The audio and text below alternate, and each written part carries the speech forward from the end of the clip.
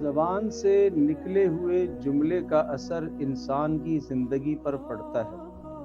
حضرت موسیٰ علیہ السلام کو جب فرعون کے محل میں لایا گیا تو موسیٰ علیہ السلام کو دیکھ کر فرعون کی بیوی آسیہ بنت مزاحم نے یہ کہا کہ قرۃ عین لی ولک، یہ میری اور آپ کی آنکھوں کی ٹھنڈک بنے گا، لہٰذا اسے قتل نہیں کرنا۔ فرعون نے کہا مجھے اس کی کوئی ضرورت نہیں ہے۔ آسیہ بنت مزاحم کے اس کہنے کی وجہ سے اللہ پاک نے انہیں ایمان کی توفیق دی اور انہوں نے موسیٰ علیہ السلام پر ایمان لایا اور دنیا کی بہترین عورتوں میں ان کا شمار ہونے لگا۔